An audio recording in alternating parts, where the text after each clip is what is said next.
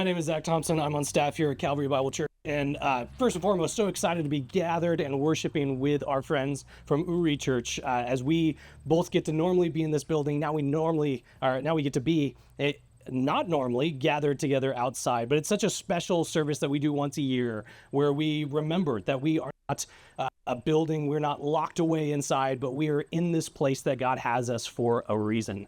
At Calvary Bible Church, we have been focusing on the fact that this is our 135th anniversary of a church. And all throughout that time, we've seen that God has been faithful to us. We see story after story of how God has been faithful. And so we've been using this month to look at how do we be faithful in response to this ever faithful God. And this is especially true as we're in this unique season. We are gearing up for rhythms coming back, normal routines being a thing again. Kids have gone back to school. Fall is coming. So as a church, we are getting ready for all that launches, all that relaunches in this time. And so as we look back on how God has been faithful, as we look ahead to what is coming next, we're looking at how do we be faithful in response to this God. Pastor Tom was out here last week helping us to see some of these stories of how God has been faithful, but he also reminded us that we are called to be one, that we as a church have been unified, brought together by the God who is one, that in this world that is so divided and divisive, the church is called to be the place of unity. And the reason for that, John 17 tells us, is so that the world will know this God by how they see the church is one. And I want to continue that idea this morning, to see that the world will know the love of God, the mercy of God, the faithfulness of God by how his church operates within the world. We saw a couple weeks ago that Jesus gave this command. Above all else, his disciples are to do one thing that has two parts: to love God and love others. And today we're going to look at what happens when we live as God calls us to live. What does it look like for us to actually do what Jesus says? Not to theorize about what does it look like to love God and love others, but to actually live as Jesus calls us to live. Because immediately after Jesus was asked, what is the greatest commandment? And he said, love God and love your neighbor like yourself. He asked another question. There was a follow-up question from someone who was there. And the question was, who is my neighbor? Who is it that I'm supposed to love like myself? We're told in this passage that the question comes from a lawyer. So someone who was more familiar with the law, the first 5 books of the Bible, more familiar with the law than anyone else. And he asked the question, what is the greatest commandment? Jesus says, love God and love your neighbor like yourself. But then it says, looking to show that, well, I'm already doing that. You say to love my neighbor like myself. I'm going to show you, but with how you answer this question, that I'm doing great at this. If you say my neighbor is someone who's like me, I got this down. If you say my neighbor is a fellow Jew, well, I'm loving my neighbor like crazy. Who is my neighbor? And in the answer of that, this lawyer wanted to show, well, I have already got it down. I'm doing enough. But Jesus responds to that question by telling a parable. Now, a parable is a story that he's making up on the spot, but it's rooted in known details, rooted in things that the people around him would have recognized. And in this story, he talks about this road that was commonly traveled, that was known for having criminal activity. He said a man was going down this road, and he was beaten, robbed, and left for dead, left on the side of the road in this desperate state. And in the story, Jesus says that it just so happened that a priest was walking down that same road. And if we think anyone is going to help this man, it would be this priest.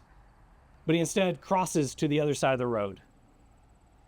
I mean, this is a man who is known for being someone who's part of the worship of God, who knows what God says to do, but he doesn't help in this situation. And we don't know why. It doesn't tell us. We just see that clearly he does not recognize this man on the road as being his neighbor. And so he doesn't love him like himself. But then a Levite comes down and man, if we think of anyone who's going to help this man, it would be a Levite. They helped in the worship, the practices of the priest. They worked in the temple as well. But he too crosses to the other side of the road. Again, we aren't told why, but if there is anyone who's going to know what God calls his people to do, we thought it would have been him, but he doesn't help. Clearly, he doesn't recognize this man as his neighbor, and so he doesn't love him like himself. But we're told of a third character, and as we expect when there's a list, the third one is the one who's going to get it right, and that's exactly what happens here. But it's shocking because Jesus says that it is a Samaritan. Now, maybe we're familiar with the story and we recognize that Samaritans were not loved by the Jewish people that Jesus was talking to at the time. But I still think that it's difficult for us to understand how much they disliked Samaritans. Because we have one adjective that we often use when talking about Samaritans, and that is the word good, coming from the story called the Good Samaritan. And even if we don't know this story, we've never heard it before, we're at least familiar with that idea. We have hospitals called Good Samaritan. We have news stories that show up regularly where someone is described as a Good Samaritan because they went out of their way to help someone. All the time when we talk about Samaritans, we call them good. But for Jewish people at the time of Jesus, they would never have called Samaritans good. See, going back to Old Testament history, there was the nation of Israel, but it gets split into the northern and the southern kingdoms. And the northern kingdom eventually gets conquered, and people move into that area. And so the Jewish people who were there start to marry other nationalities. And so they become mixed. And so there was already a strike against them from the Jewish people because God said not to mix with other nations. But then their beliefs started to get mixed as well. They were supposed to just worship God, but they bring in other religions and start to separate it from Jerusalem, from Israel itself, and have their own holy mountain, have their own messianic hopes. And so they become something different religiously as well. And then you have the centuries of fighting between the Jewish people and the Samaritans. And not just that they disliked each other, that they worshiped differently, but they actually opposed one another constantly, even destroying holy sites, or going against each other, trying to profane their practices. You have as well at the time of Jesus that Samaria was pro-Roman, and so it reaped the benefits of that, where Israel was under Rome's oppression and just felt the pain of their occupation. So in all of this, a Jewish person would have looked at a Samaritan as a half-breed, idolatrous person who was going against the actual people of God and God's purposes. So no, they would not have called them good. But it goes further than that, because the person that Jesus is addressing in this passage is a lawyer.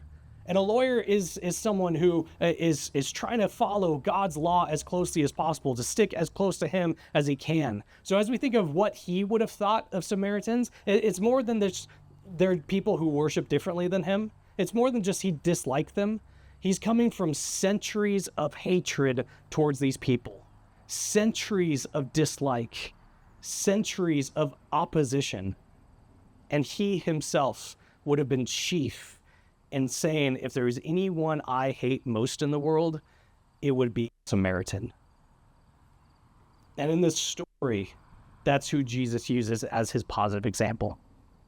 The fact that Jesus is able to finish the story is remarkable, that he's able to conclude it with the lawyer there who so opposed the Samaritans on national and cultural and ethnic and spiritual reasons. The fact that Jesus is able to finish the story is nothing short of a miracle. But we also are told the extent of the love that the Samaritans showed to this man who was on the side of the road. Where others went across to the other side of the road so they weren't even near him, this man drew in close to him, stopped what he was doing, and drew in close to this man. And then he bandages his wounds after pouring oil and wine on them to sanitize and clean them. He then puts them on his own donkey, takes him to this inn, cares for him while he was there, leaves money to cover the cost, and says, I will be back to ensure that there is no other cost that I need to pay. I will take all the responsibility, all the financial hardship, all the time needed to care for this man. All while not asking what the heritage of him is, to see who this is, to see is he worthy of being treated as a neighbor. No, he just loves him as a neighbor, no matter who he is. And then Jesus concludes this story by saying, which of them was a neighbor to the man left on the side of the road? It begins with this question of, who is my neighbor? As if there's people outside of that lens, people that I do not have to love because they're not my neighbor. I'm only called to love my neighbor. And Jesus tells the story as concluding with which of these was a neighbor to that man. And the lawyer who's there can't even call this person by his race. It almost like through gritted teeth, we read it as the one who showed mercy to him. The one who cared for this man. And Jesus says, go and do likewise. Go and treat others around as the Samaritan. Go and be a neighbor for other people like the Samaritan was. And preaching on this same passage, Martin Luther King Jr. gave a sermon. He said that we see men as Jews or Gentiles, Catholics or Protestants, Chinese or American, black or whites. We fail to see them as fellow human beings made out of the same basic stuff as we are, molded by the same divine image. The priests and Levites saw only a bleeding body, not a human being made in their own likeness. But the Good Samaritan will always stand before us as a nagging reminder that we must remove the cataracts of provincialism from our spiritual eyes and see men as men.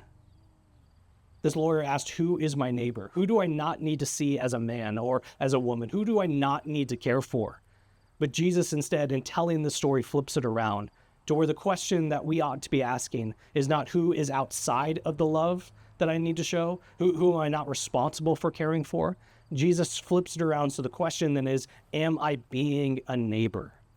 Am I showing love, care, compassion, affection towards people, regardless of what they can do for me, regardless of if they're like me? Am I being a neighbor? I think it's fitting that Jesus tells this story where the people who do not help are these religious leaders who have all the outside markers of following God, who look like they're doing everything right. You would think if anyone's going to follow what God says to do, it'd be these religious leaders, but they do not. And I think there's a challenge for us as Christians, as people seeking to follow Jesus, to not merely be doing it in name only.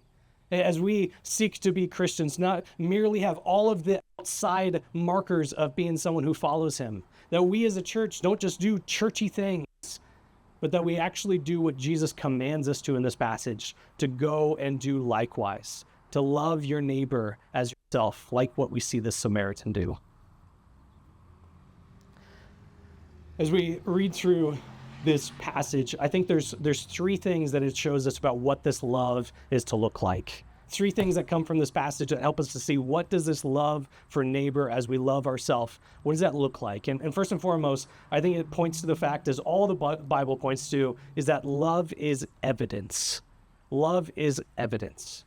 That as we love others, as we love our neighbor as ourselves, we do so because we have been so loved. That as we love others in this way, it is evidence of the fact that we recognize that God has so loved us. It's a quick reminder of what we're doing in this series. None of this is, hey, how do we be the best Christians possible? How do we, as a church, just start doing better? That's not the focus of the series. It's God has been so faithful. And so how do we live in response to his faithfulness?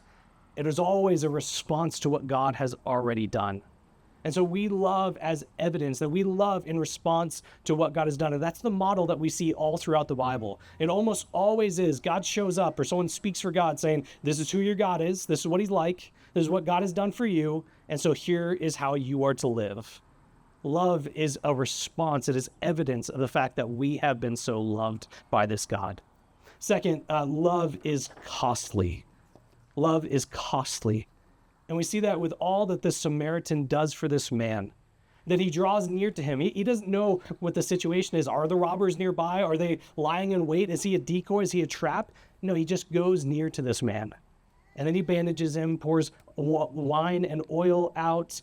He puts him on his own animal, takes him to an inn, pays for all that this might cost. That takes resources to do that. But it is as well that he is on his way someplace and he stops. He slows down. He spends this time with this man, which means he's going to be late or delayed to whatever it is that he's going to.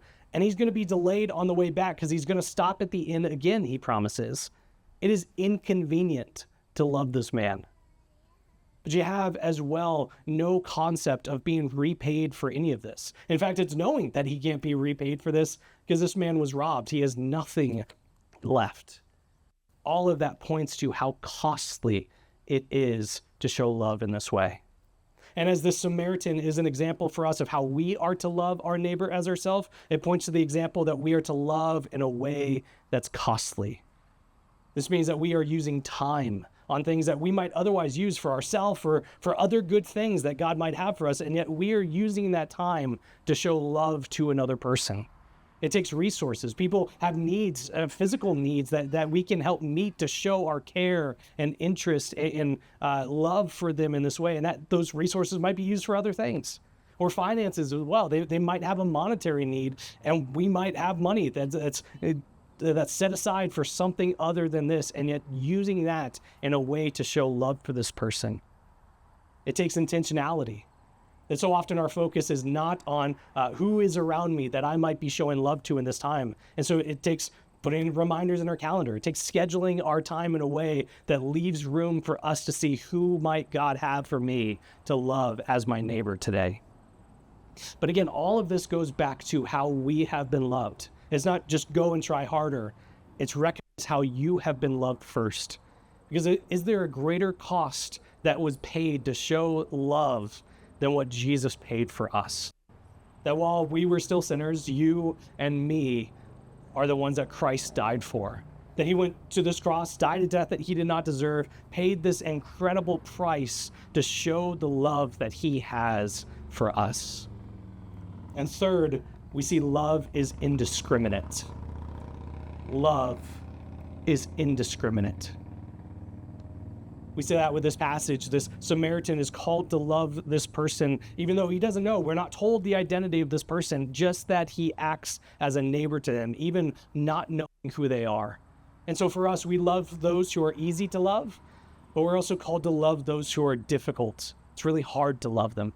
We love those that come to mind. It's instinctual to treat them with dignity and affection and care and respect, but also those that don't come to our mind easily, that we might overlook otherwise.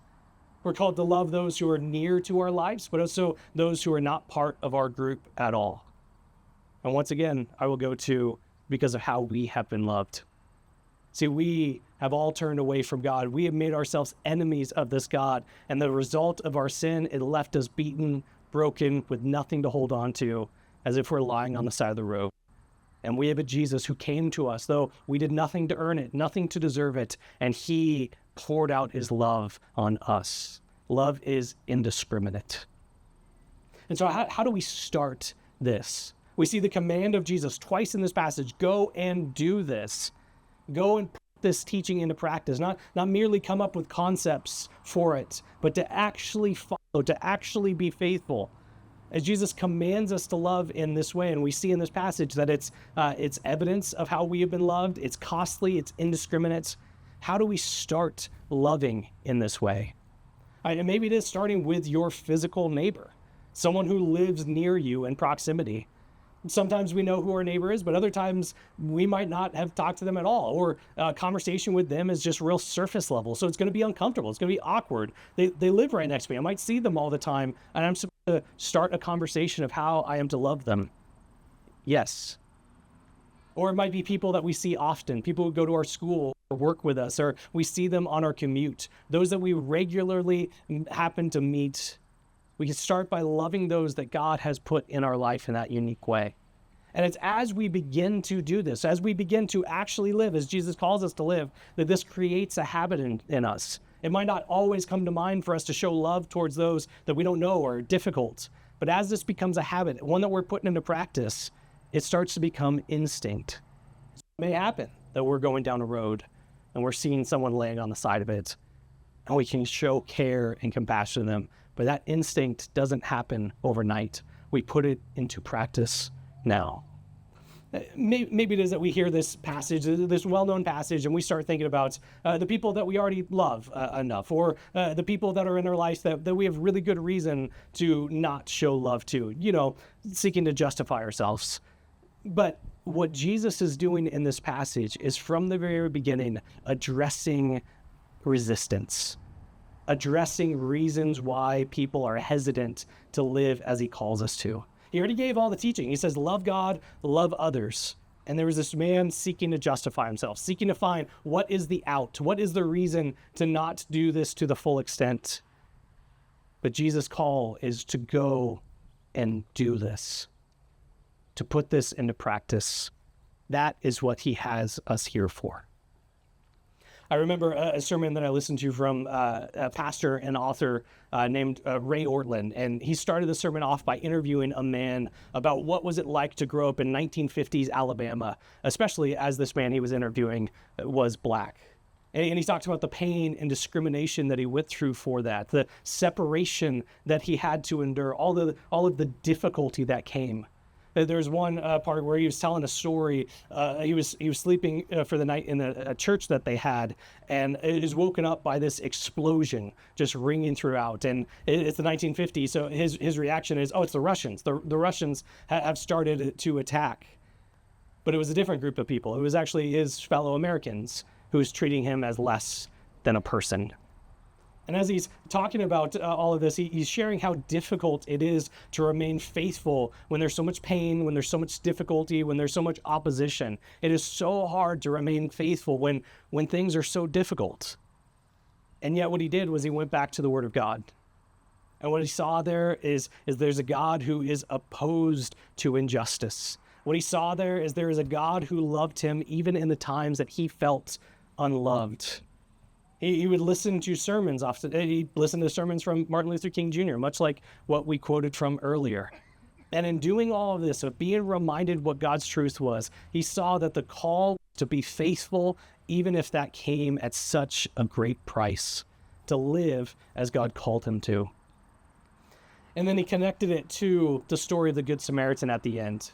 That even though it's a made-up story, it's not a real-life event, it captures so much that is real about life. That this Samaritan just happened to be on this road and see an opportunity to show love for his neighbor. And what this man being interviewed said, he said, God has us in the place that we are at for a reason. That is a heck of a thing to say for this man who was in a situation where he felt so much pain and hardship, to say that God had me there through all of that for a reason. They shared at the end that God had me where I was for a time such as that. And God has every one of us here for a time such as this.